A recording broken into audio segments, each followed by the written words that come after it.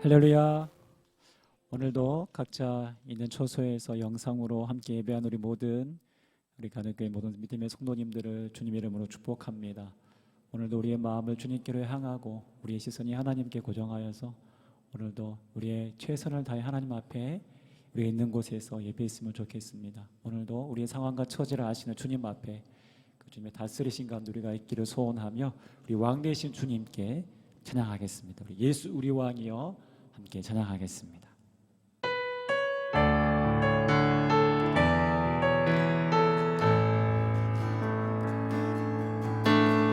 예수 우리 왕이여 이곳에 오소서 보좌로 주여 임하사 찬양을 받아주소서 주님을 찬양하오니 주님을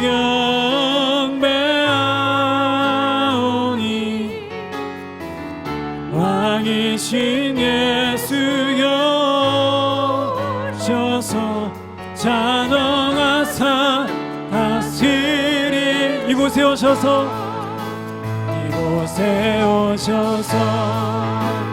이곳에 앉으소서 이곳에서 드리는 예배를 받으소서 주님의 이름만이 오직 주의 이름만 이곳에 오셔서 이곳에 앉으소서 이곳에서 드리는 예배를 받으소서 내 이름이 주님의 이름만이 오직 주의 이름만 이곳에 있습니다. 아멘. 오늘도 예수 그리스도 그 이름 안에 능력이 있습니다. 소망이 있습니다. 오늘도 그 이름을 부르고 바라보는 자들에게 오늘도 새 힘 주실 줄 믿습니다. 우리 기쁨으로 슬픈 마음 있는 사람 우리 힘차게 함께 찬양하겠습니다.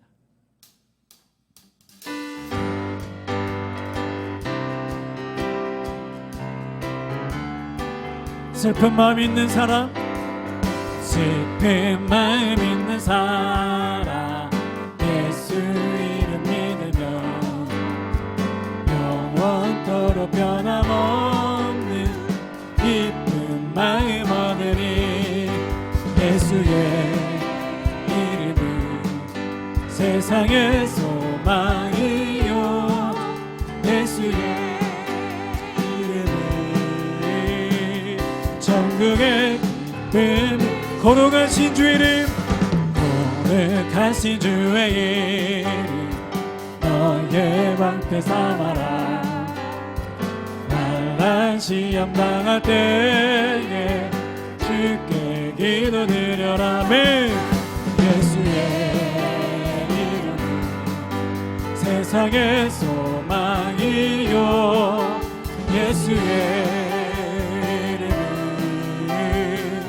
천국의 기쁨이 존귀하신 주 이름 존귀하신 주의 이름 우리 기쁨대로다 주의 품에 안길 때에 기뻐 찬송 예수 이름을 예수의 이름 세상의 소망이요 예수의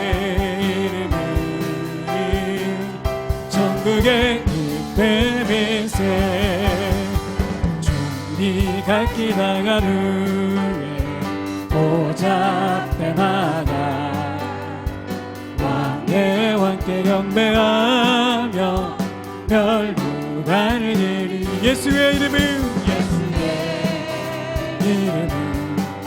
세상의 소망이요 예수의 이름이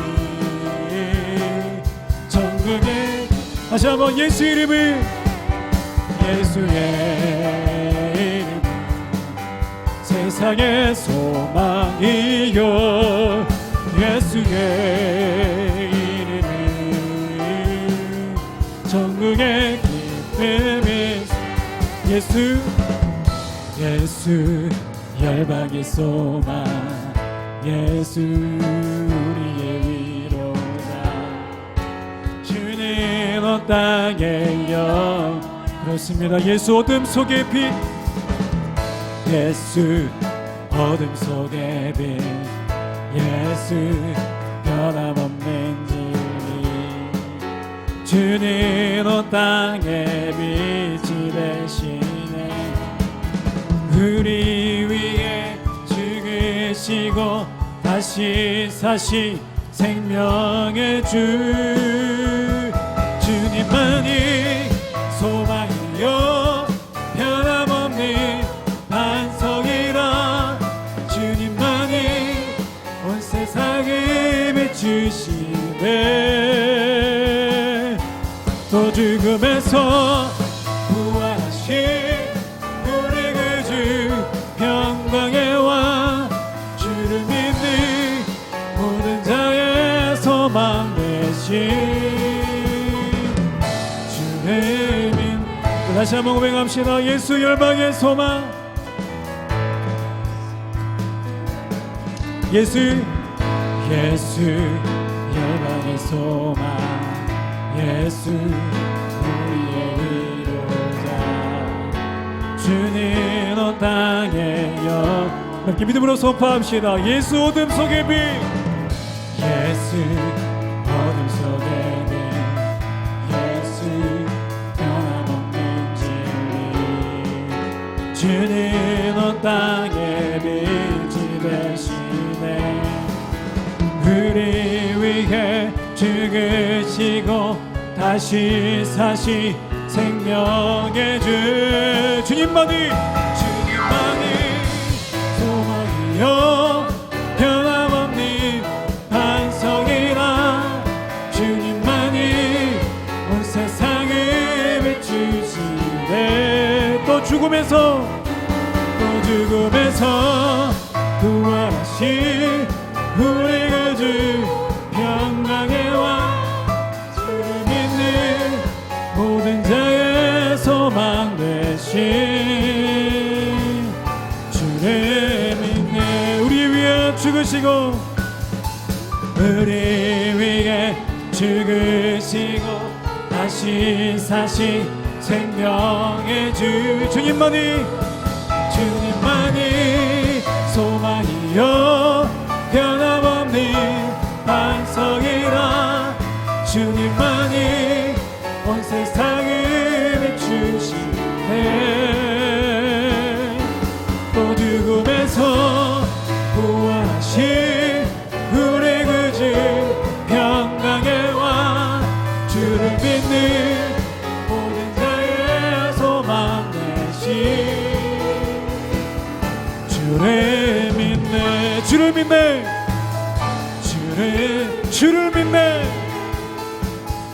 주를 믿네 우리의 영원한 소망 되시고 어둠 속에 빛 되신 예수 그리스도 그림을 찬양합니다. 아멘 아멘.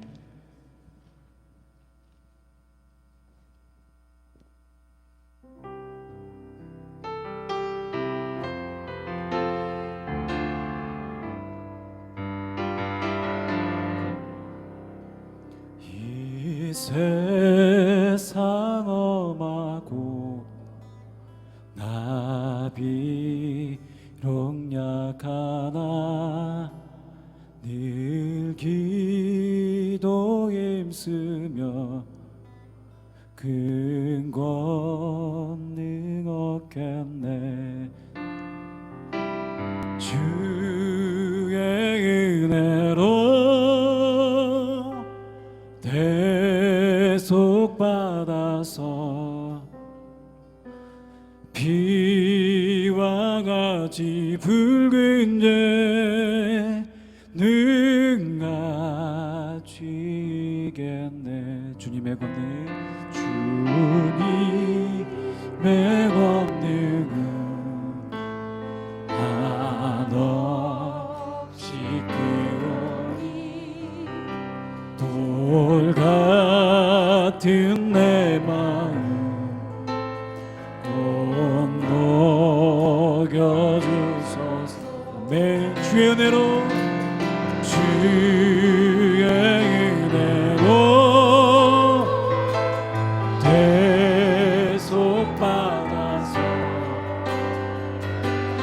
비와 같이 붉은 죄는 같이 내 맘이 약하여 내 맘이 약하여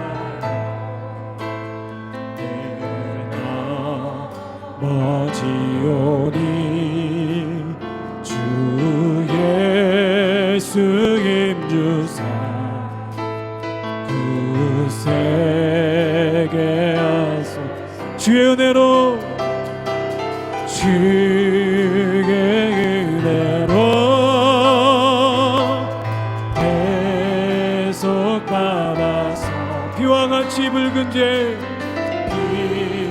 비와 같이 붉은 죄는 같이 죄사함 받으는 죄사함 받으는 새 사람 되어 주 앞에 서는 날,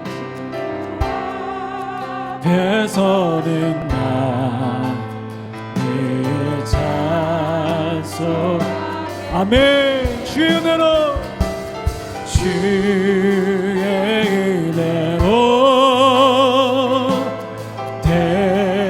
대속받아서 비와 같이 붉은 죄는 같이 주의 은혜로, 주의 은혜로 대속받아서 비와 같이 붉은 죄는 가지겠네. 오신실하신 주, 오신실하신 주 내 아버지여 늘 함께 계시니 두려움 없네. 그 사랑 편찮고 날 지키시며 어제나 오늘을 한결같이 오신실하신 주, 오신실하신 주, 오신실하신 주 날마다 자비를 베푸시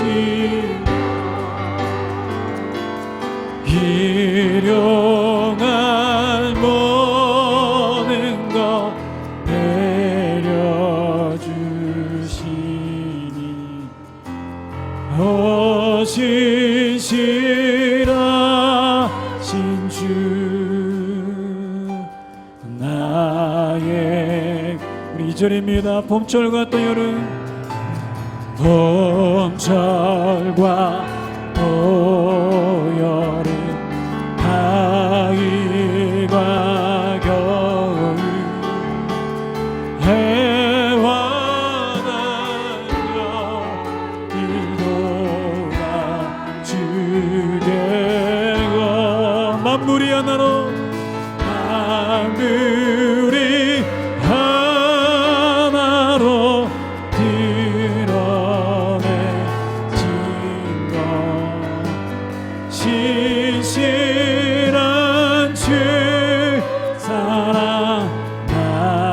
우리 3절 고백하겠습니다. 내 죄를 사하여 내 죄를 사하여 아니하신 주친이 오셔서 주친이 오셔서 인도하네. 오늘의 힘내고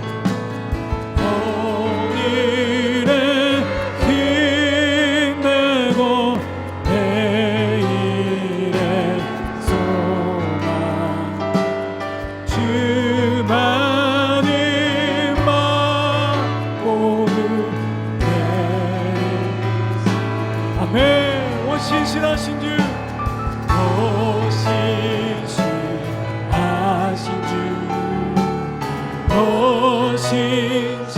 신실하신 주, 날마다 자비를 베푸시고 일용할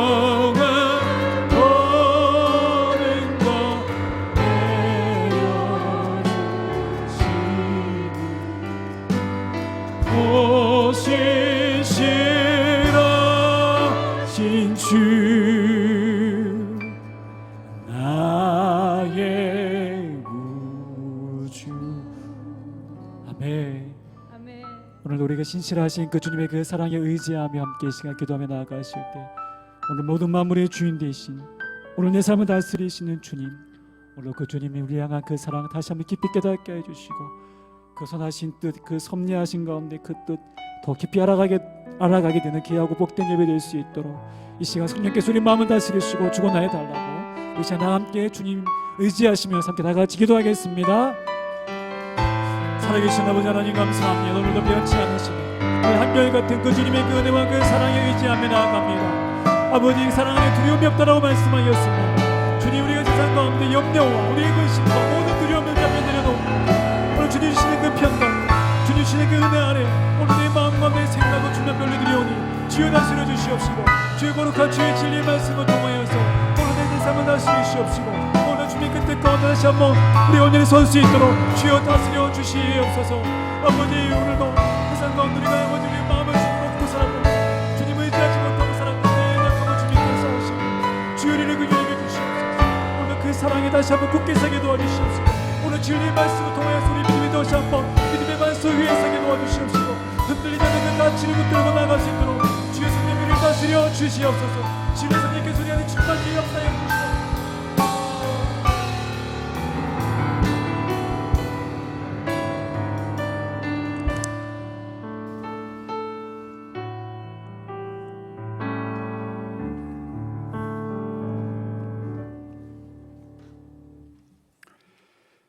우리가 선을 행하되 낙심하지 말지니 포기하지 아니하면 때가 이름에 거두리라. 아멘. 은혜로우신 우리의 아버지, 오늘도 아버지 하나님 앞에 저희가 예배를 드리고자 이렇게 예배 자리에 나와왔습니다. 우리가 드려드리는 하나님께 올려드리는 모든 예배가 이 모든 순서가 아버지를 영화롭게 해드리며 우리의 마음과 생각과 모든 존재를 아버지께 드리는 시간 되게 해 주옵소서. 예배 가운데 우리를 찾아오신 주님 다 만나고 그 음성 들으며 그 공급을 받고 돌아가는 복된 발걸음 되게 주님 도와주옵소서. 예수님의 이름으로 기도드렸습니다. 아멘. 다 같이 신앙 고백하십니다. 나는 전능하신 아버지 하나님 천지의 창조주를 믿습니다. 나는 그의 유일하신 아들 우리 주 예수 그리스도를 믿습니다. 그는 성령으로 잉태되어 동정녀 마리아에게서 나시고 내 죄 때문에 십자가에 못 박혀 죽으시고 장사된 지 사흘 만에 죽은 자 가운데서 다시 살아나셨으며 하늘에 오르시어 전능하신 아버지 하나님 우편에 앉아 계시다가 거기로부터 살아있는 자와 죽은 자를 심판하러 오십니다. 나는 성령을 믿으며 거룩한 교회와 성도의 교제와 죄 용서받는 것과 몸의 부활과 영생을 믿습니다. 아멘. 자리에서 일어나셔서 찬송가 50장 하나님께 찬양 올려드립니다.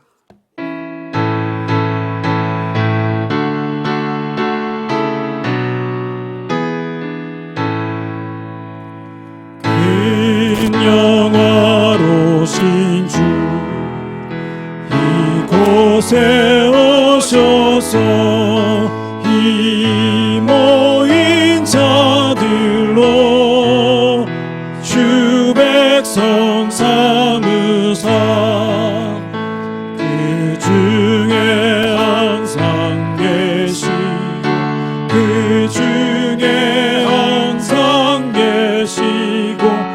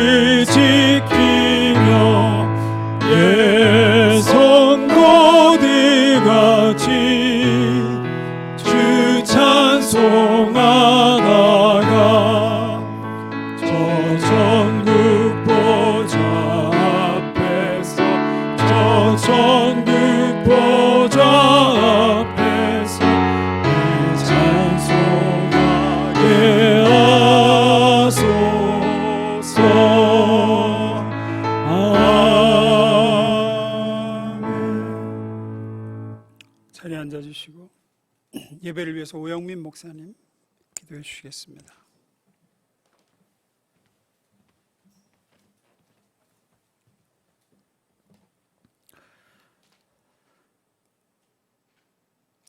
오늘도 살아계셔서 우리를 다스리시고 주권하신 하나님 감사합니다. 문득 찾아온 가을의 신선한 바람과 맑은 하늘을 볼 때 이 모든 것이 우리를 향한 하나님의 선물이며 사랑임을 기억합니다. 바라옵게는 오늘 예배가 언제나 우리를 돌보시는 주님의 사랑에 대한 반응이며 믿음의 고백이 되기를 원합니다. 그 어떤 형식에 그치는 예배, 주님께 대한 믿음과 사랑의 마음이 빠져버린 예배가 아니라 우리 마음의 중심이 주님께 온전히 연락되는 귀한 시간 되게 하여 주옵소서. 주님과 영적 거리가 더 가까워지게 하시고 진정 주님의 마음이 어디에 있는지 더 깊이 깨닫게 하셔서 우리의 매 순간 매일의 삶이 주님이 이끄시고 인도하시는 거룩한 삶의 여정 되게 도와주옵소서. 주님, 우리 가는교회 성도들을 위해 기도합니다. 지난 한 주간도 삶의 때론 부대낌 속에 때론 말 못할 어려움 가운데 살아온 지체들이 있습니다. 연약한 육신을 안고 불편함 가운데 고통 가운데 또 신음함에 지내야 했던 지체들도 있습니다. 때로는 마음이 아프고 밀려오는 외로움으로 밤이 두려운 지체들도 있습니다. 주님, 이 모든 아픔과 고통을 아시는 주님께서 오늘 우리를 붙들어 주옵소서. 선포되는 진리의 말씀을 통해서 주님의 음성을 듣게 하여 주옵소서. 내 힘과 세상이 주는 그 무엇이 아닌 오직 능하신 주님의 손에 붙들려 주님 주시는 평안과 안식을 깊이 맛보게 하시고 말씀의 역사를 통해 다시금 오늘을 살아갈 수 있는 새 힘과 용기와 믿음을 우리에게 더하여 주시옵소서. 주님이 공급해 주시는 힘으로 그 사랑으로 우리의 가족을 사랑하고 내 이웃을 사랑하고 더 나아가 고통받는 우리 어려운 이들까지도 사랑하는 저희 모두 될 수 있도록 주여 인도하여 주옵소서. 혹 저희들이 말만 무성하고 남을 쉽게 판단하는 종교인이 되지 않게 하시고 진실한 삶과 섬김을 통해 진정 그리스도를 따르는 제자로 살아가게 도와 주옵소서. 계속되는 코로나 팬데믹 사태로 교회와 모든 성도들이 너무 힘든 시간을 보내고 있습니다. 그러나 내가 볼 수 없는 것 주님 먼저 보셨고 내가 갈 수 없는 그 길을 주님 먼저 가셨기에 주님께서는 이 고통 중에서도 우리를 가장 선하게 이끌어 주실 줄 믿습니다. 우리가 이 믿음 가지고 오늘의 고통 앞에 주저앉지 않게 하시고 매일 말씀에 대한 순종으로 승리하게 하여 주옵소서. 주님을 향한 우리의 시선, 우리의 기도가 멈추지 않으므로 오늘 이 시대를 향한 주님 우리를 불러주신 그 사명 끝까지 감당하는 저희들 되게 주여 도와주시옵소서. 이 모든 말씀 우리의 인생의 주인 되시며 소망 되시는 우리 주 예수 그리스도 이름으로 기도합니다. 아멘.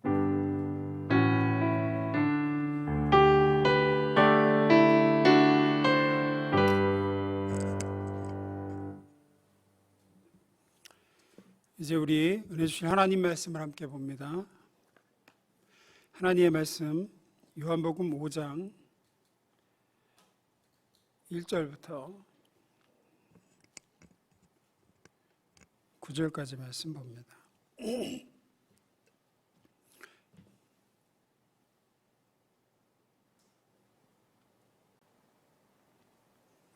교독합니다. 그 후에 유대인의 명절이 되어 예수께서 예루살렘에 올라가시니라.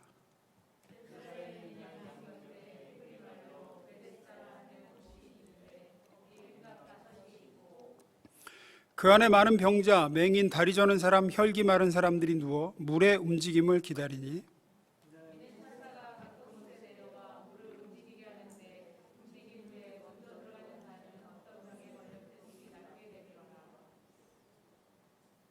거기 38해 된 병자가 있더라.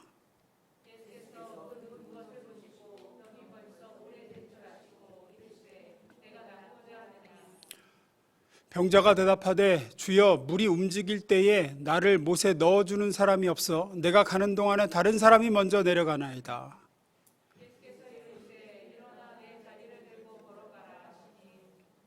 읽습니다. 그 사람이 곧 나아서 자리를 들고 걸어가니라. 아멘. 잠깐 기도하고 말씀 나누겠습니다. 우리를 사랑하시는 주님, 오늘 또 복된 주일을 맞이해서 하나님의 말씀을 함께 우리가 귀 기울여 듣기 원합니다. 하나님의 성령께서 하나님의 세우신 이 스피커를 사용해 주셔서 하나님 말씀을 잘 전달할 수 있게 해주시고 성령의 감동하심으로 증거하게 해주옵소서. 듣는 성도들이 내게 주시는 주의 음성을 하나도 빠짐없이 알아듣고 깨닫고 순종하게 하옵소서. 이 말씀이 우리에게 힘이 되고 능력이 될 줄 믿고 감사하며 예수님의 이름으로 기도드렸습니다. 아멘. 오늘 본문은 요한복음 5장이죠. 우리가 잘 알고 있는 베데스다 연못가의 병자 이야기가 이 5장 상반절에 나옵니다. 앞부분에 이 베데스다 연못가의 이 병자는 무슨 병인지는 모르겠습니다. 이름도 안 나와서 이름도 모릅니다. 근데 이 사람은 확실한 거는 기록된 대로 38년 동안이나 병들어 있었습니다. 정확한 나이는 알 수 없지만 이 당시 사람들의 평균 수명을 생각하면 거의 평생을 그냥 이 질병으로 고통당한 채 살아왔다라고 생각하면 됩니다. 아무 소망 없이 연못가에서 38년 동안이나 있었던 병자입니다. 그런데 이 병자가 예수님을 만나죠. 이 병자를 찾아오신 예수님을 만납니다. 그리고 그는 그 병에서 치유함을 받습니다. 구원을 받습니다. 도우심을 얻게 되죠. 전혀 도우심을 못 받고 도움 없이 38년을 고통 가운데 살았던 사람이 어떻게 이렇게 도움받고 치유와 구원을 얻을 수 있었는가? 오늘 그 얘기를 좀 하려고 합니다. 두 가지를 초점해서 좀 나눠보겠습니다. 첫 번째 읽어봅니다. 시작. 첫째는 이 사람이 이렇게 도움받고 나음을 입은 원인은 예수님이 찾아오셨기 때문입니다. 본문으로 좀 가보겠습니다. 1절. 그 후에 유대인의 명절이 되어 예수께서 예루살렘에 올라가시는, 예수님이 예루살렘으로 올라오시죠. 2절. 예루살렘에 있는 양문 곁에, 이 양문은 양이 드나드는 문이라서 양문이라고 불렀습니다. 제물로 쓰일 양이 들어오는 문이었습니다. 6월절이 되면 6월절 어린 양이 이 문을 통해서 들어왔습니다. 그래서 양문입니다. 히브리 말로 베데스다, 은혜의 연못이란 뜻입니다. 베데스다라 하는 못이 있는데 거기에 행각 5이 있고, 3절. 그 안에 많은 병자, 맹인, 다리 저는 사람, 혈기 마른 사람들이 누워 물의 움직임을 기다리니. 4절. 이는 천사가 가끔 못에 내려와 물을 움직이게 하는데 움직인 후에 먼저 들어가는 자는 어떤 병에 걸렸든지 낫게 됨이로라. 이게 사실인지 아닌지는 모르겠지만 아마도 아닐 거라고 생각이 듭니다. 근데 이 동네에 하여튼 내려져 오는 사람들 사이에 믿음이 하나 있었는데 뭐냐? 이 베데스다라는 못이 치유의 능력이 있다라는 겁니다. 3절 보시면, 다시 3절. 물의 움직임을부터 이렇게 꺾음표로 가로로 돼 있죠. 요 얘기는 뭐냐면, 이거는 요한이 기록한 게 아니라, 요한복음을 쓴 사도 요한이 기록한 게 아니라 후대에 누가 이해를 돕기 위해서 주석을 달아놓은 거예요. 첨부를 해놓은 거예요. 왜 사람들이 그 연못에 있지? 라고 생각할 것 같으니까 아마 그 동네 사람이었겠죠. 사실은 그 동네 사람들은 뭘 믿었냐면 천사가 내려와서 물을 이렇게 막 움직이면 그때 딱 들어가면 병이 낫는다라고 사람들이 믿었다라는 거예요. 그래서 많은 성경학자들은 이 베데스다 연못이 온천이었을 것이다라고 추측합니다. 아마 온천이 있었을 거다. 그래서 온천 중에 간헐천이라고 있습니다. 그러니까 온천 물이 일정하게 이렇게 솟아나오는 게 아니라 이따금씩 솟아나오는 온천이죠. 그러면 사람들이 볼 땐 신기하잖아요. 잔잔하던 연못이 갑자기 이제 확 하고 솟아오르고 물이 막 움직이니까. 그래서 아마도 이건 천사가 내려왔나 보다 생각하고 뭔가 신비한 능력이 있겠지 하고 이제 들어가면 뭐 온천이 그래도 관절염도 치료하고 이렇게 약간의 효과는 좀 있잖아요. 그래서 몸이 좀 개운해지고 이러다 보니까 나 나은 것 같아. 이렇게 돼서 구전이 되다 보니까 그게 하나의 전설처럼 내려오게 된 것 같습니다. 어쨌든 몇 명이나 실제로 나았는지는 모르지만 병자들은 그렇게 믿고 있었습니다. 그래서 희망이 필요한 환자들이 모여들었습니다.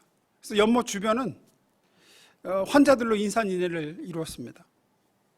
사실 지금처럼 이렇게 과학과 의학이 발달한 시대에도 이런 무슨 입소문이나 이런 것들에 의해서 우리가 많이 좀 추종하기도 하고 하잖아요. 요즘 뭐 암에 그 개 구충제가 좋다 그래가지고 무슨 펜벤다졸 그거 막 먹고 그러잖아요. 의학적으로 검증 안 됐어도. 이 시대는 오죽했겠습니까? 사람들이 물이 동하기만 기다렸다가 들어가려고 다 모여드는 거예요. 그런데 참 역설적이게도 들어갈 수 없는 그 물이 이렇게 진동할 때 얼른 들어갈 수 없는 상태의 병자들이 대다수 그곳에 있어요. 3절 봅니다. 다시 3절 읽습니다. 시작.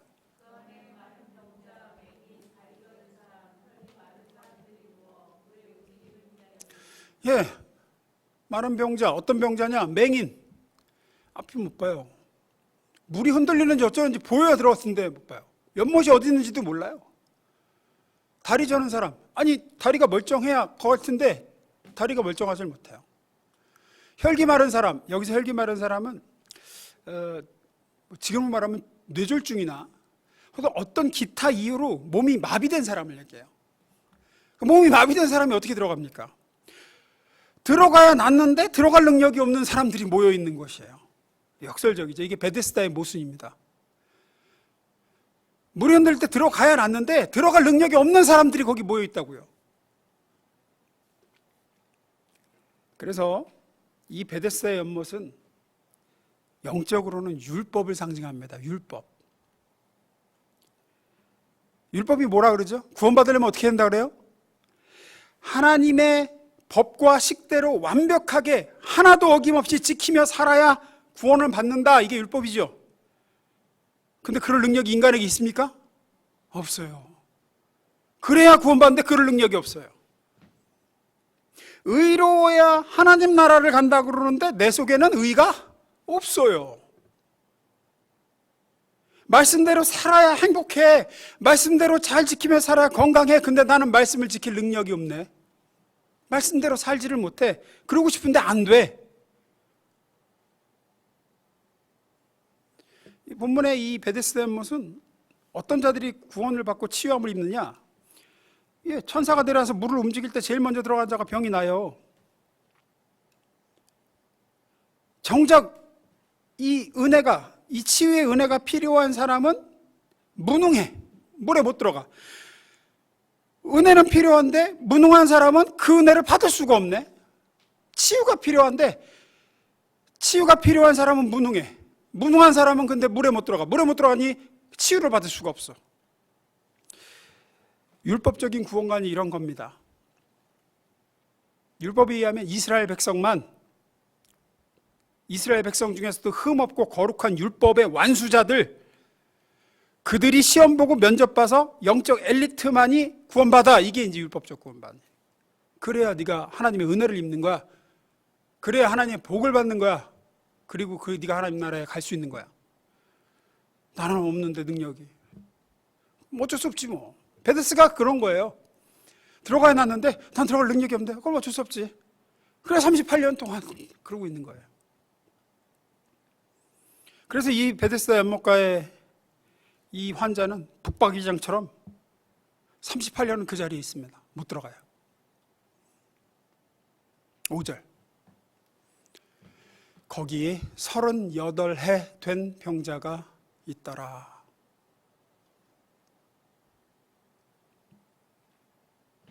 말이 38년이죠.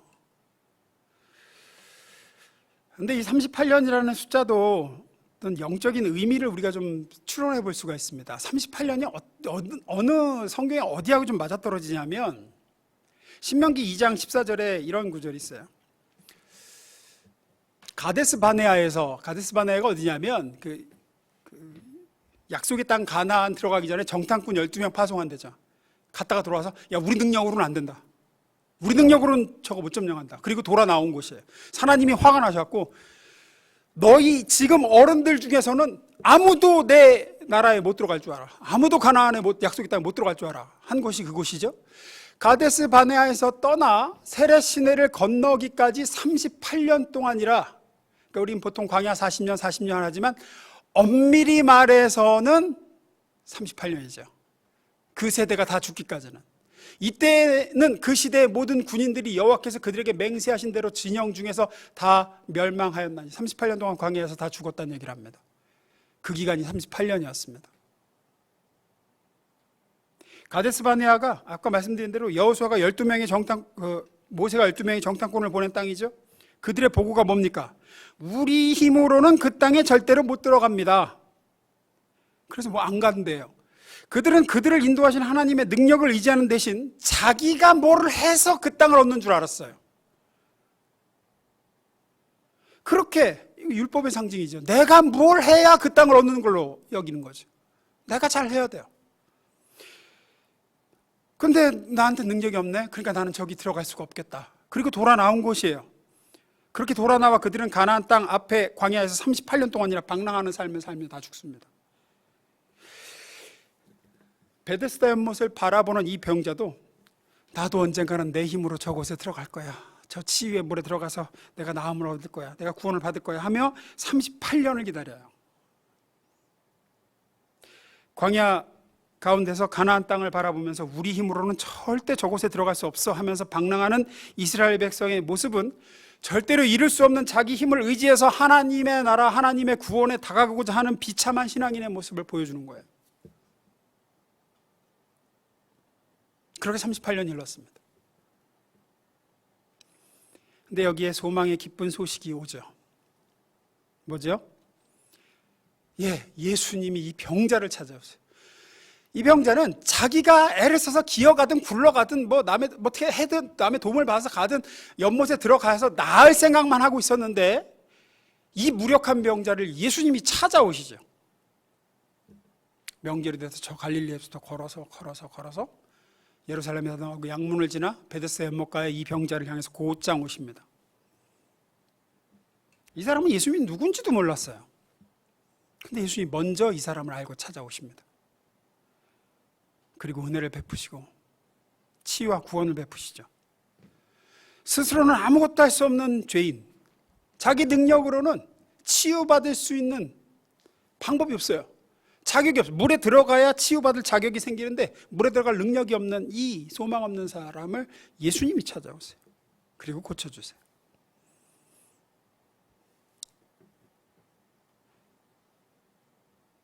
우리가 이 병자의 모습에서 우리 자신의 모습을 좀 볼 필요가 있어요. 하나님의 뜻대로 살아야 복을 받는다. 하나님의 말씀대로 살아야 복을 받는다. 그런데 정작 난 그렇게 살 힘이 없어. 내가 하나님 뜻대로 난 못 사는 때가 너무 많아. 나는 복을 못 받네. 나한테 복이 필요해. 난 정말 하나님의 도우심이 필요해. 근데 도우심을 받으려면 하나님의 순종해서 하나님 대로 잘 지키면서 죄 짓지 말고 살아야 돼. 근데 나는 죄를 안 지을 능력이 없어. 그러니까 나는 도우심을 못 입어요.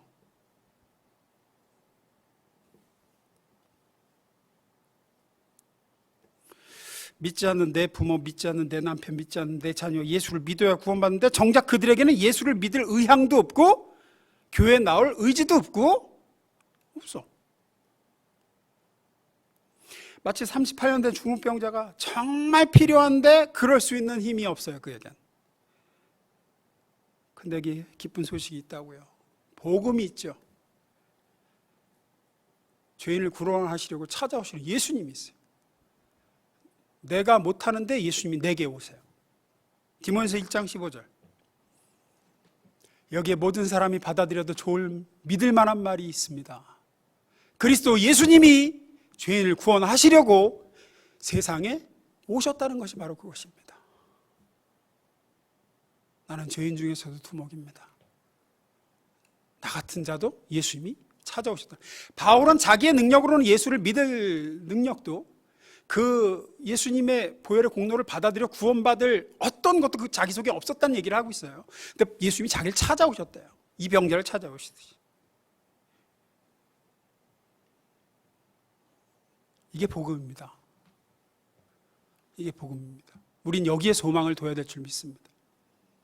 내가 뭐를 해야지만 난 이거 못했는데 내가 주님 뜻, 어떤 분은 그래. 내가 주님 뜻대로 살아야지 내 기도가 능력이 있고 그래야 주님 앞에 상달돼서 그 기도가 응답될 텐데 나는 주님 뜻대로 못 살았으니까 나는 정말 이 기도가 내게 이 응답이 필요한데 이 도우심이 필요한데 나는 이걸 구할 자격이 없구나. 아니요, 그렇지 않습니다. 주님이 찾아오셨어요.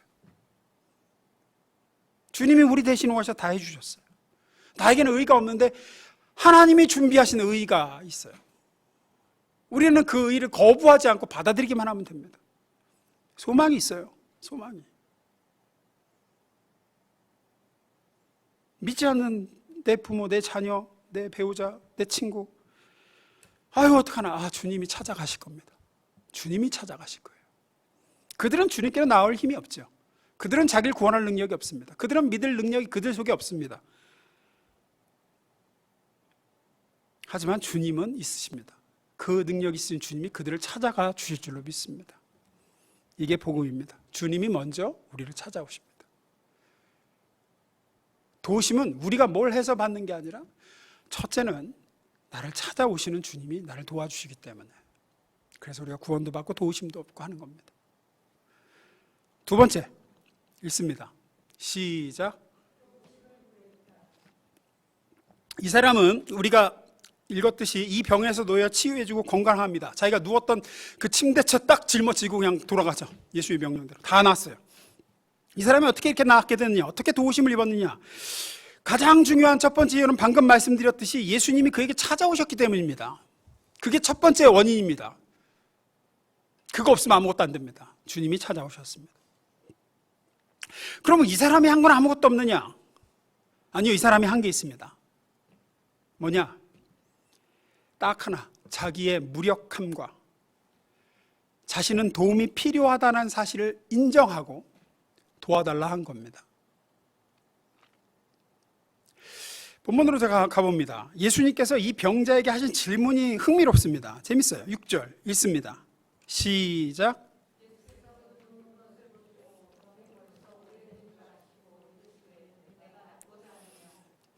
네가 낫고자 하느냐? 이거 좀 진짜 불필요한 질문 아닙니까? 아니, 병 걸려서 못 움직여서 치유의 연못에서 누워있은 지 38년 됐어요. 누가 봐도 당연히 낫기를 원하겠죠. 그럼에도 예수님은 이 질문에서 너 낫기를 원하느냐? 여러분, 이런 질문 예수님 자주 하시죠. 나면서부터 맹인된 바디메오에게 내가 너에게 무엇 해주기를 원하느냐? 아니, 뭘 원해? 앞으로 보는데 뭘 원하기는 당연하지. 근데 꼭 물어보시죠. 왜 예수님은 이 병자에게도 질문하셨을까요? 네가 낫기를 원하느냐? 네가 낫고자 하느냐? 예수님께서는 이 병자가 전적으로 나는 무력한 상태에 있고 내 힘으로는 나는 어떻게 이 병을 낫게 할 수 없고 나는 도움이 필요합니다 라는 고백을 듣고 싶으신 거예요. 그 고백을 원하시는 거예요.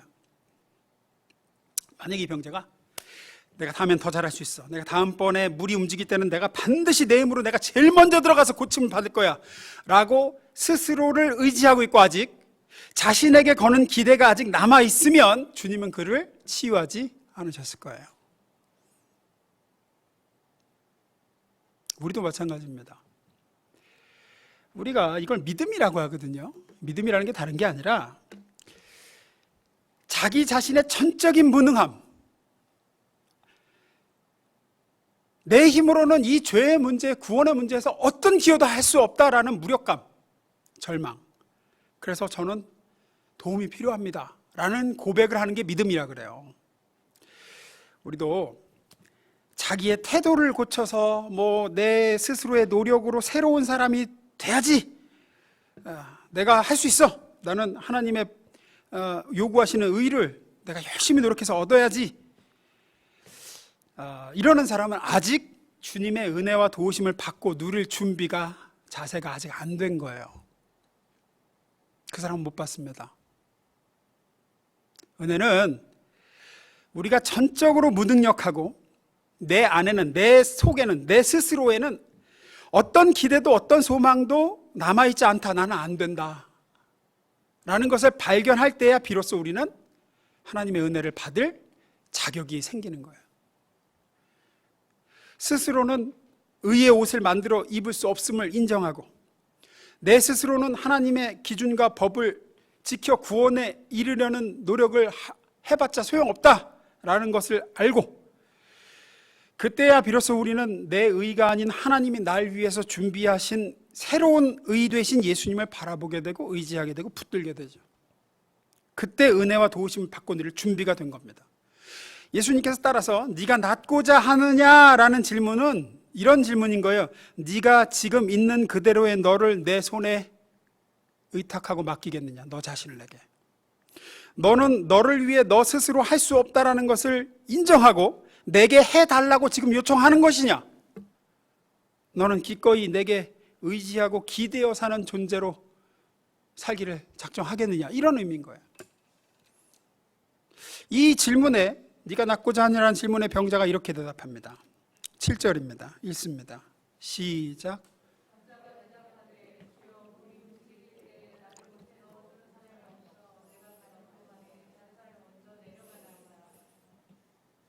애매한 대답 같지만 이 대답의 요지는 이겁니다. 첫째, 제 힘으로는 못합니다. 연못에 못 들어갑니다. 제가 38년 동안 애써봤는데 율법이라고 말씀드렸죠. 상징하는 게 제 힘으로는 이 율법의 요구에 들어가서 저는 병자고 제 힘으로는 안 됩니다. 두 번째, 저를 도와줄 사람이 아무도 없습니다. 이게 도와달라는 요청이냐? 예, 저는 요청이라고 생각합니다. 자기 수준에서 자기 생각에 필요한 도움을 구하는 거예요. 그래서 지금 요지는 뭐예요? 나를 좀, 저 연못으로 넣어 주십시오라는 요청인 거예요. 제 힘으로는 안 됩니다. 그리고 넣어줄 사람이 없습니다. 혹시 당신이면 저를 좀 이 연못물이 움직일 때 좀 넣어 주십시오 라는 요청이죠. 재밌는 건 이 병자는 끝까지 연못에 미련을 못 버려요. 예수님 만났는데도 확실하지도 않은 거에 목을 메고 예수님 제가 저 못에 가도록만 도와주시면 제가 낫겠습니다. 이런 얘기를 하는 거예요. 제가 저 연못에 가도록만 좀 도와주십시오. 이 불쌍한 사람은 예수님이 누군지도 몰랐고 또 이 구절에서 알 수 있듯이 예수님을 믿는, 예수님 자체를 믿는 믿음보다는 연못에 대한 믿음이 아직 더 컸습니다. 내가 저 연못에 들어가기만 하면, 그러니까 저 연못에 들어갈 수 있게만 도와달라고. 그의 눈은 하나님이 아니라 그를 도와줄 사람을 찾고 있었습니다. 어떤 면에서 저는 우리의 모습하고 닮지 않았나 생각해요. 우리 기도하고 닮지 않았나. 우리가 기도할 때 여러분 주님만 계시면 됩니다. 저는 주님이 하실 줄로 믿습니다. 이렇게 기도하기보다는 저는 주님 요것도 필요하고 저것도 필요하고 요 문제도 해결해 주시고 요것을 좀 주십시오. 마치 이 병자처럼 이 병자는 연못에만 넣게 해달라 그러죠. 이 병자는 연못에 들어갈 필요가 사실 없죠. 우린 다 알죠. 주님이 말씀 한마디 하시면 다 해결되고 고침받을 거 우리는 압니다. 근데 이 사람은 어리석게도 그걸 모르고 자기를 연못에 넣어달라고만 하는 거예요. 나를 넣어줄 사람이 없습니다. 나를 좀 넣어주십시오. 이 앞장 요한복음 4장에 사마리아 여인도 비슷하거든요. 예수님이 목마르지 않을 생수가 있다 그러니까 목마르지 않을 생수가 있다고요? 그러면 제발 그 물을 좀 주셔서 나 여기 물 기르러 오지 않게 좀 해주십시오 그래요. 예수님이 뭐라 그러죠? 내가 바로 그 생수야. 넌 나만 있으면 되는 거야. 이 병자도 그래요. 주님이 말씀하시면 당장에도 날 텐데 이 사람은 끝까지 연못을 고집하죠. 연못을 주시면, 연못에 들어가게 해주시면 제가 낫겠습니다. 우리도 그래요. 주님 지금보다 수입이 좀 늘어나게 해주시면 제가 행복하겠습니다. 그러니까 수입을 좀 늘어나게 해주십시오. 주님 내 자녀가 좀 잘 되게만 해주시면 제가 좀 삶이 아주 평안하고 만족하겠습니다. 이 문제 해결되게만 해주시면은 제가 정말 너무 기쁠 것 같습니다. 그러니 이 문제 좀 해결해 주십시오. 우리가 구하는 게 그런 거잖아요. 마치 예수님이 앞에 왔는데도 예수님이 말씀하시면 되는 거, 예수님만 계시면 되는 건데도 연못에 좀 넣어달라고 요청하는 것과 똑같아요. 그 물 좀 내게 달라고. 예수님 말씀하시죠. 내가 답이야. 내가 생수야. 내가 너의 참 만족이고 내가 너의 진짜 평안이야.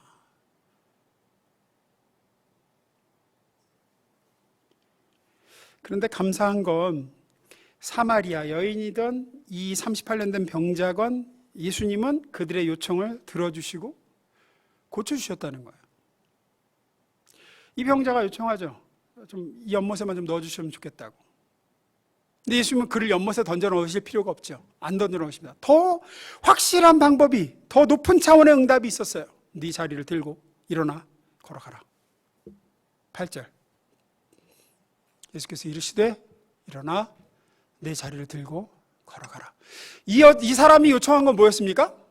연못에 넣어주기를 요청한 거죠. 도와달라고. 나를 넣어줄 사람이 없습니다. 예수 명답은 뭐죠? 아니 그럴 필요 없어.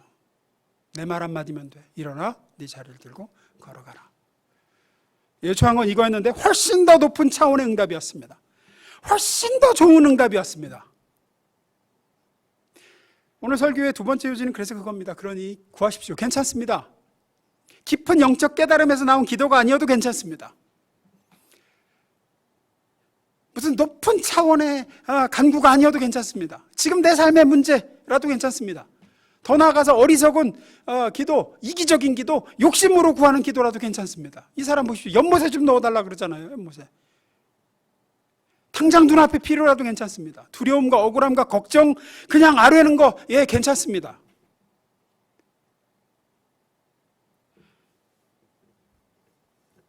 이 사람을 보십시오. 예수님이 네가 낫고자 하느냐? 그러면 아멘 제가 믿습니다. 고쳐주십시오. 제가 낫기를 원합니다 하면 될 것을 물에 넣어줄 사람이 없습니다. 38년 동안 내가 가기 전에 다른 사람이 먼저 들어가네요. 저를 좀 물에 좀 넣어주세요. 그거죠. 예수님은 그런 그의 요청에 가장 좋게 응답하세요. 일어나 네 자리를 들고 걸어가라. 제가 오늘 말씀을 준비하면 은혜 받은 단어가 하나 더 있습니다. 6절 보시겠습니다. 6절. 예수께서 그 누운 것을 보시고 병이 벌써 오래된 줄 어떻게 하시고? 아시고 이르실 때 내가 낫고자 하느냐. 예수님은 아셨습니다. 이 병자가 입을 열어서 제가 38년 됐는데 이렇게 힘들었고 이런 얘기하기 전에 이미 다 아셨습니다. 이 사람의 사정, 이 사람의 마음, 형편, 이 사람의 수준, 마음속의 바람, 그리고 정말 이 사람에 필요한 게 뭔지 다 아셨어요. 다 아시고. 우리에게도 마찬가지입니다. 우리의 사정, 우리의 마음, 우리의 형편, 우리의 영적인 수준, 우리가 정말로 원하는 것, 그런데 그에 반해 정말 우리에게 필요한 것 다 아세요. 그러기에 우리가 어떻게 구하든 하나님은 가장 최선의 것으로 응답하시는 줄 믿습니다. 이런 동문서답 같은 요청에도 예수님은 크신 능력으로 그의 소원을 가장 좋은 방법으로 응답해서 들어주시죠. 그래서 제가 자주 드리는 말씀이 이거예요. 그러니 기도는 무조건 하고 봐야 돼요. 무조건 하고 봐야 돼요. 이기적인 기도라도 괜찮아요. 어리석은 기도라도 괜찮아요. 아유, 나는 뭐 수준이 그게 안 돼갖고 괜찮아요. 무조건 기도하세요. 안 하는 것보다는 억만 배 나아요. 주님 앞에 한 번이라도 더 오세요. 아유, 주님이 앞에 계신데 연못에 넣어서 낫게 해달라 그러고 있어. 그것도 안 하는 요청보다는 억만 배 낫다고요. 아무것도 요청 안 하는 것보단 나아요. 주님은 그 기도를 들으시고 주님의 방법으로 응답하세요. 우리에게 제일 좋은 방법으로. 아무것도 안 하는 사람은 아무것도 못 받아요. 어리석게 구하면 하나님은 똑똑하게 알아들으시고 응답하세요. 이기적으로 구하면 하나님은 잘 알아들으시고 가장 좋은 모든 사람이 합력하게 선을 이룰 방법으로 응답하세요. 기도는 무조건 하고 봐야 돼요. 요청은 무조건 올려줘야 돼요. 성경을 보시죠. 다니엘이 기도하자 하나님은 천사장을 보내십니다. 가브리엘을 보내시죠. 천사장 가브리엘이 오자마자 뭐라 그래요? 네가 입을 열던 그날에 내가 이미 보냄을 받았다 그래요. 네가 기도하려 입을 딱 주여 할 때, 주 할 때 딱 열 때 내가 하나님의 명을 받고 이미 너에게로 출발하고 있었다. 하나님은 네가 입술이 열 때 나를 보내셨다. 기도는 무조건 해야 돼요. 무조건 요청하세요. 여러분의 요청을 지금처럼 기도가 게을러지기 쉬울 때가 없습니다. 기도 게을리하지 마십시오. 어떤 기도라도 괜찮습니다.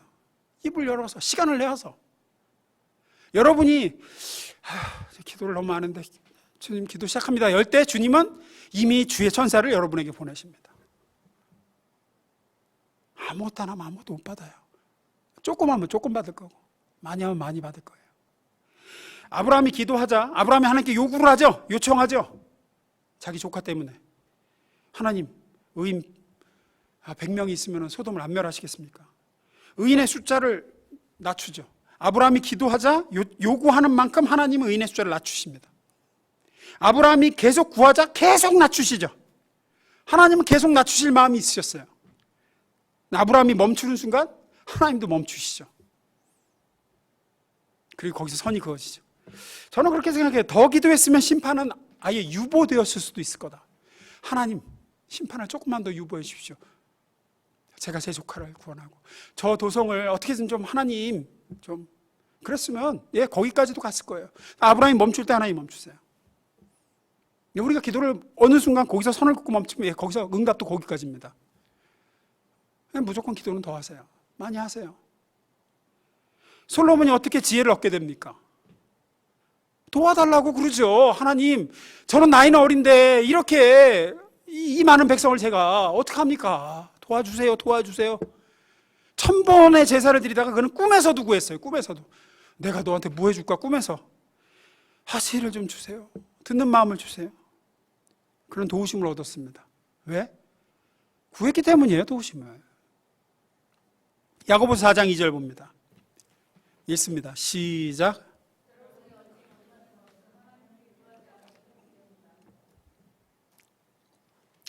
본문의 이 병자는 아직 예수님이 누군지도 모르던 사람이었습니다. 그런데 그런 예수님께 정말 필요한 거는 주여 아멘 믿습니다 고쳐주십시오 하는 거였죠. 근데 그렇게 했으면 좋았겠지만 이 사람은 어렸을 때도 자기가 38년 동안 소망해오던 당장 눈앞에 연못을 구했어요. 저기 넣어줄 사람이 없습니다. 예수님은 뭐 속된 표현이지만 찰떡같이 알아들으시고 개떡같이 구했는데 찰떡같이 알아들으시고 일어나 네 자리를 들고 걸어가라. 우리의 기도도 그렇습니다. 주님 들으시기에 참 얼마나 우리 기도가 어리석은 요청이 많을까요? 하지만 기도는 하고 봐야 됩니다. 하나님은 가장 좋게 응답하세요. 아무것도 구하지 않은 사람은 아무것도 얻지 못합니다. 고전적인 예화인데, 참 오래된 예화인데 이 예화 말씀드리고 오늘 설교 마무리 짓습니다. 19세기 위대한 우리 침례교단의, 우리 교단의 설교가죠. 찰스 스펄전. 이 스펄전 목사님이 어느 날 교회 여성도 한 분을 신방하려고 갔습니다. 이 여성도 분을 찾아가 봤더니 집에 혼자 살아. 이 여자분이 아무도 없어요. 몸도 안 좋고 경제적으로 상당히 어려운 성도였습니다. 그래서 어떻게 위로를 해줄까 하면서 이 집을 둘러봤는데 그 집에 있는 액자, 사진 액자를 하나 봤대요. 아유, 사진이 예쁘네요 하고 액자를 이렇게 살짝 드는데 뒤에서 뭔가 뚝 떨어지더래요. 보니까 종이 한 장이 이렇게 접혀 있더래요. 접혀진 종이를 펴서 읽었습니다. 굉장히 놀랐다 그래요. 이게 뭐냐고 물으니까 그 여자 성도분이 오래전에 일하던 곳에 그 집주인이 거기서 파출부로 가정부로 일을 했는데 거기 주인하고 사이가 좋았는데 그 주인이 나 줬다고. 근데 이제 그 주인이 누구냐면 대단한 부자였던 거예요. 당시에 큰 재산과 어마어마한 저택을 소유한 부자였습니다.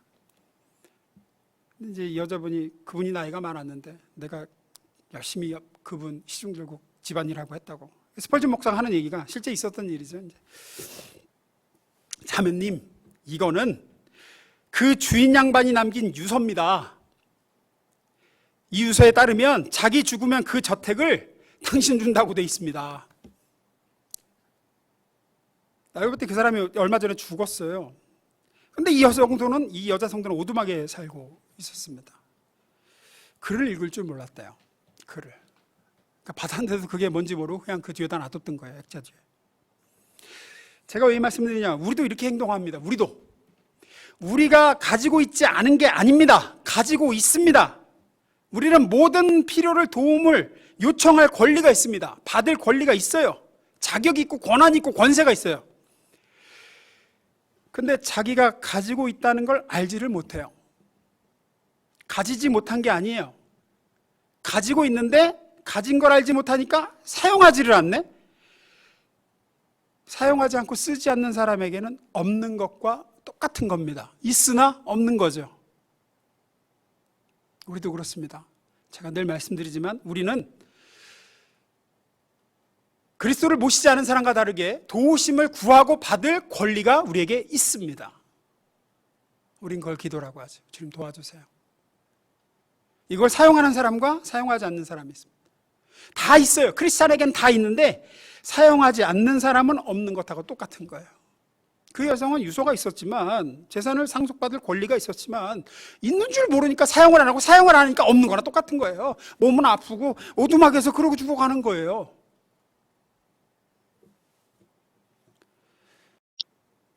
도움을 구하시기를 주의 이름으로 축원합니다.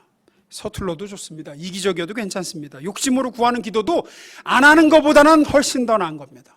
괜찮습니다. 무조건 구하십시오. 우리 수준을 이미 아십니다. 아시고 들으십니다. 들으시고 가장 좋게 응답하십니다. 가장 좋은 길로 우리를 도와주실 것입니다.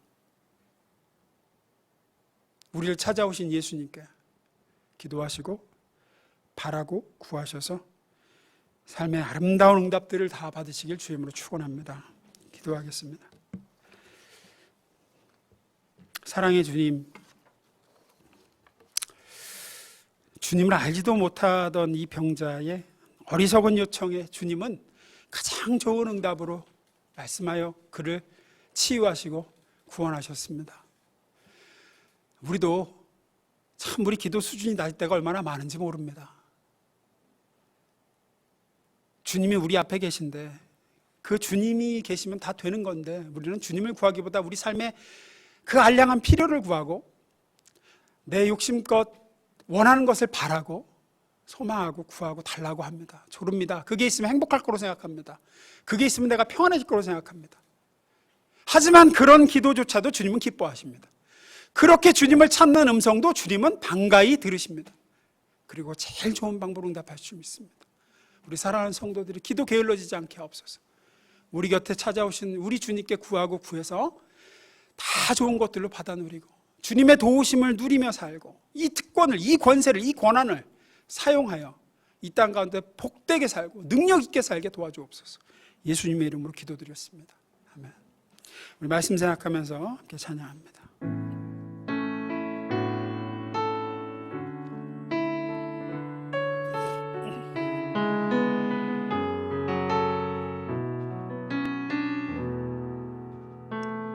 안개가 날 가리워 안개가 날 가리워 내 믿음은 들리려 할 때 나 주님께 나아가네. 주님은 산 같아서 주님은 산 같아서 여전히 그 자리에 계셔 눈을 들면 보이리라 날 위한 그 사랑. 주는 나의 도우시며 주의 계획 영원하시네. 주의 위엄 앞에 믿음으로 순종해 예배드리리. 주님께서 날 이끄시며 주가 항상 함께 하시네. 주의 사랑 안에 믿음으로 순종해 예배드리리. 영원히. 다시 한번 찬양합니다. 안개가 날 가리워 안개가 날 가리워 내 믿음은 들리려 할 때 나 주님께 나아가네. 주님은 산 같아서 여전히 그 자리에 계셔 눈을 들면 보이리라 날 위한 그 사랑. 주는 나의 도움이시며 주의 계획 영원하시네. 주의 위엄 앞에 믿음으로 순종해 예배드리리. 주님께서 날 이끄시고 주가 항상 함께 하시네. 주의 사랑 안에 믿음으로 순종해 예배드리리. 영원히.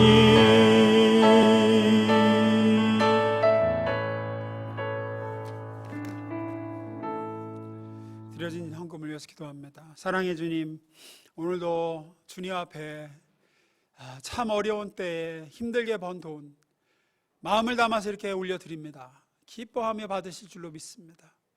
이 헌금이 주의 나라를 확장시키는 건데, 잃어버린 영혼들을 구원하고 아버지 하나님 그리스도의 제자로 키우고 하나님의 교회가 든든히 서가게 하는데 아름답고 귀하게 사용되게 하실 줄로 믿습니다. 우리 성도들의 삶에 동행하시며 함께하사 하는 모든 손에 복을 하는 모든 일에 그 손에 복을 부어 주셔서 하나님의 공급하심으로 아버지 넉넉하게 아버지 하나님의 일에 드림이 되고도 넘게 아버지 부어 주옵소서, 채워 주옵소서. 예수님의 이름으로 기도드렸습니다. 아멘.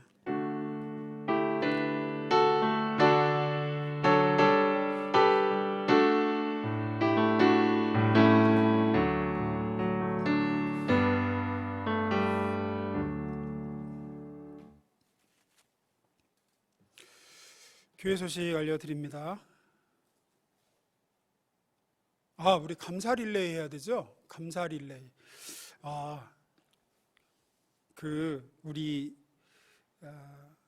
이렇게 모여서 예배 드리지 못한 지 꽤 됐잖아요. 그래서 모레도 좀 하자 해서 우리 감사 편지를 좀 릴레이로 하면 어떻겠나, 감사한 것을 좀 나누면 어떻겠나. 그래서 우리 교육자들부터 먼저 감사 릴레이를 좀 시작을 했어요. 그래서 그 다음 주 계속 이어서 원하시는 성도분들 연락을 좀 이렇게 드려서 기꺼이 자원하여 감사 릴레이 동참하길 원하시는 분들 다음 주, 그 다음 주 이어서 가려고 합니다.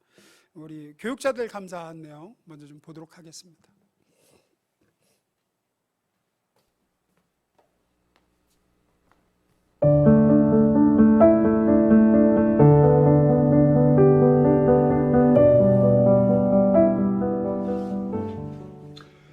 할렐루야. 이렇게 성도들과 감사 릴레이를 시작하게 하신 하나님께 영광 돌립니다. 저는 3가지 감사를 함께 나누려고 합니다. 첫째는 과거입니다. 올 초에 팬데믹 사태가 터졌고 거의 반년의 시간이 흘렀습니다.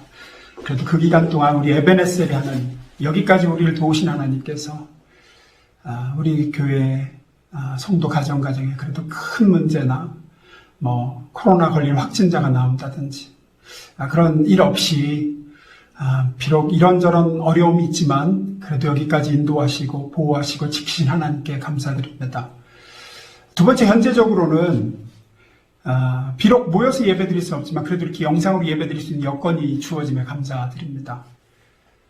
말씀을 증거할 강단이 있고 예배를 사모하는 성도들이 이렇게 영상 예배로 앉아서 함께 하나님을 찬양하고 말씀을 나누고 할 수 있는 이 시간이 있음에 감사드립니다. 미래적으로는 제가 늘 말씀을 통해서 나눴듯이 하나님은 분명히 이 사태를 통해서 합력하여 선을 이루실 것을 믿기에 감사드립니다. 우리가 알 수 없는 미래지만 그 미래에 하나님은 이것을 선으로 바꾸실 걸 저는 믿습니다. 지금의 어려움이 어떤 하나님의 복으로 다가올지 기대하는 마음에서 감사드립니다. 안녕하세요. 오영민 목사입니다. 저의 감사 고백은 먼저 팬데믹 사태로 인한 불편함 속에서도 지금까지 건강하게 또 이 모든 상황을 잘 적응하게 해주신 하나님께 감사합니다. 밖에 나갈 때 이제 마스크를 챙기는 것이 당연하게 되었고 아이들도 이제 비대면 수업에도 어느 정도 잘 적응하고 익숙해져서 최소한의 공부량을 잘 따라가고 있는 것 같습니다. 집에서 지내는 시간이 많다 보니 티격태격할 때도 있고 서로 조금씩 인싸울 때도 있지만 그래도 크게 짜증 부리지 않고 셋이서 잘 지내는 모습 보면서 참 감사하고 있습니다. 비록 지금은 현장 예배로 우리가 모이지 못하고 있는 상황이지만 그럼에도 영상으로라도 이렇게 우리가 예배할 수 있게 되어서 또한 감사합니다. 앞으로 목회 현장의 여러 변화와 또한 도전들이 예상되지만 때마다 도우시고 또 지혜 주시는 하나님, 그리고 무엇보다 오늘도 이 모든 상황 속에서도 일하고 계시는 하나님이 계셔서 참 감사합니다. 할렐루야, 김영철 전도사입니다. 코로나로 인해 어려운 환경과 삶 가운데 있지만 하나님께서는 우리를 주목하시고 변함없이 사랑하시기에 하나님께 감사한 내용을 우리 성도님들과 나누게 되어서 정말 기쁩니다. 제가 하나님께 감사한 것은 하나님의 인도하심 가운데 제가 간원교회로 와서 사역하게 되었고, 부임한 지 몇 개월 되지 않아서 지병 중에 계시던 아버님께서 소천하셨는데, 장례 중에 코로나와 겹쳐 위험한 가운데서도 목사님과 성도님들이 조문으로 하나님께서는 저를 위로해 주시고, 또한 모든 장례 절차를 순조롭게 마무리해 주셨습니다. 그리고 얼마 전 마음에 조금 무거운 일이 있었는데, 하나님께서는 기도 가운데 하나님을 바라보게 하셨고, 제 내면을 보며 회개할 수 있는 시간을 주셨습니다. 그리고 그날 밤 한 찬양을 통해 저를 위로해 주시고 큰 은혜를 주셔서 감사합니다. 그 찬양의 가사말이 너무나 아름답고 좋아서 잠시 성도님들에게 읽어드리겠습니다. 귀하고 아름다운 나의 사랑아, 나의 모든 마음을 너에게 준다. 무엇보다 소중한 나의 사랑아, 나의 모든 정성을 너에게 준다.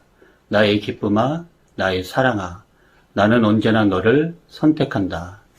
찬양의 가사말처럼 저와 우리를 선택하신 하나님께 늘 감사하시며 사시기를 바랍니다. 하나님, 감사합니다. 네. 하나님, 이 어려운 때에 우리가 함께 감사 제목을 나눌 수 있는 기회를 주셔서 진심으로 감사합니다. 또, 우리가 감사와 은혜를 나누면서 그 은혜들이 더 배가 되게 해주실 줄 믿고 감사드립니다. 주님, 이 어려운 시간을 계기로 아직 신앙의 연수가 짧은 어머니와 함께 작정 기도를 할 수 있는 기회를 주신 것 감사드립니다. 그리고 또 그 시간들을 통해서 우리 어머니가 기도가 어려운 것이 아니라 하나님과 대화하는 거구나를 조금이라도 더 알게 된 것 같아서 진심으로 감사했었습니다.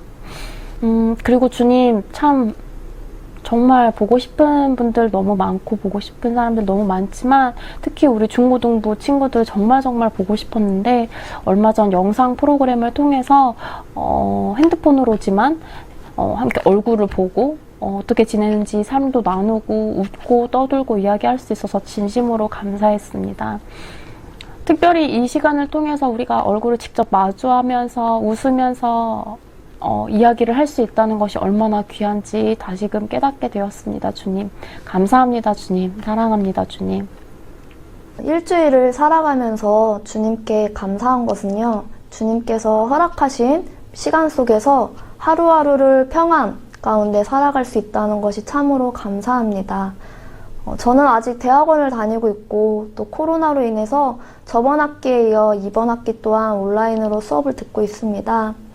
저번 학기에는 시간 관리에 많은 어려움이 생기면서 수업에 대한 부담감과 또 시간을 헛되게 보내는 저 자신을 보면서 시간의 주인이 주님이 아니라 나 자신이구나 라는 죄책감으로 하루하루를 보내는 것이 괴로웠습니다. 하지만 이제는 이 시간을 주님께서 주관하고 계시고 또 지금도 일하고 계시며 나와 함께 하신다는 것을 고백하니 이제는 주님 안에서 평안을 누릴 수 있게 되었습니다. 물론 아직까지도 연약함으로 있어서 넘어질 때가 있지만 하루의 시작을 주님께 드리고 또 마무리를 감사함으로 고백하면서 시간의 주인이 주님이심을 그리고 신실하신 주를 발견하고 고백할 수 있게 되어서 참으로 감사합니다.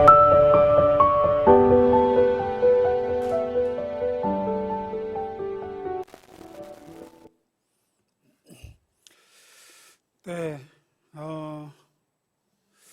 이 교육자들이다 보니까 특히 이제 우리 여자 전사님들은 그래도 좀 자연스럽게 했는데 맨날 설교 강단에 쓰다 보니까 이게 설교인지 지금 감사편지인지 제가 보기에도 좀 그런데 부담 갖지 마시고 그냥 감사한 거 얘기하시는 거거든요. 근데 이게 거의 직업병 수준인 것 같아요. 이것도 정리를 해가면서 이렇게 해야 된다라는 자꾸 그래서 이거 보면서 저렇게까지 해야 되나? 아니 그건 아니고요. 그냥 감사한 거 간단하게 감사를 나누면 훈훈해지고 영적인 이렇게 온기가 돌기 시작해요. 그래서 이거 좀 해보자 했습니다. 그래서 우리 성도분들 계속 이어서 우리 감사 릴레이가 끊이지 않고 갔으면 좋겠습니다. 교회 소식 알려드립니다.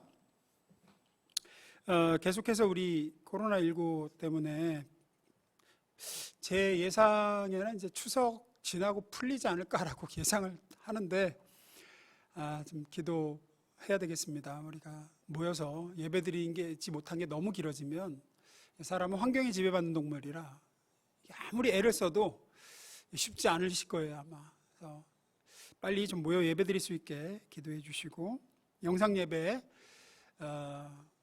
생명줄이라고 생각하고 들으십시오. 예배 안 들으시면 죽습니다. 진짜로 주님과의 연결이 끊어져 버립니다. 공급을 못 받기에 말라 죽습니다. 그래서 꼭 영상 예배 시간 지키셔서 복장도 갖춰 입으시고 최대한 예배에 집중할 수 있는 환경 속에서 드리시기 바랍니다. 청장년은 오전 9시, 11시 주일, 교육부서는 유치초등부는 10시, 중고등부 4시, 수요예배는 오후 8시. 이번 주 수요예배는 우리 김영철 전사님이 말씀을 증거해 주십니다. 새벽 예배, 새벽 5시에 계속해서 또 송출이 되고 있습니다. 온라인 헌금 계좌 헌금하실 분은 이렇게 헌금 종류와 이름을 적어서 헌금해 주시기 바랍니다. 온라인으로. 333 기도운동 좀 부탁드립니다. 저도 제 영성 지키기가 쉽지가 않아요. 그래서 꼭 중보기도 부탁드립니다. 제가 살아야, 제게 하늘의 단비가 많이 내려야 말씀의 꼴이 풍성하게 자라서 여러분이 배불리 먹을 수 있어요. 기도해 주십시오. 식사 때마다 잠깐이라도 저를 위해서 중보해 주시기 부탁드립니다. 다른 광고 더 없으시면 우리 다 같이 자리에서 일어나셔서 비전선언 선포합니다. 이런 영혼 구원하여 예수님과 동행하는 제자로 세우는 가는 교회. 찬송가 539장 우리 함께 찬양하시고 축도로 예배를 모두 마치겠습니다.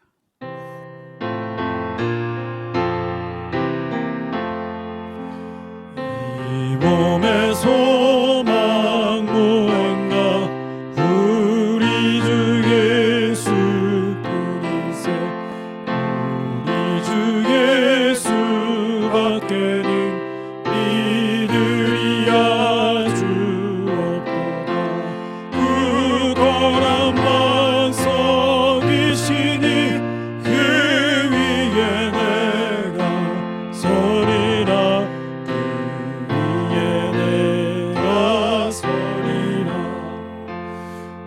무섭게 바람 부는 밤 물결이 높이 설레 우리 주 크신 은혜에 소망에 낮추주리라. 굳건한 반석이시니 그 위에 내가 서리라.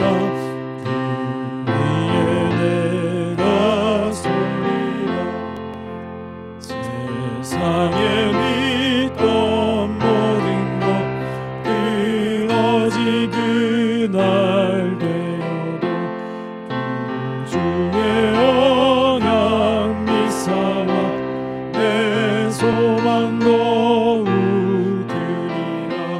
굳건한 반석이시니 그 위에 내가 서리라.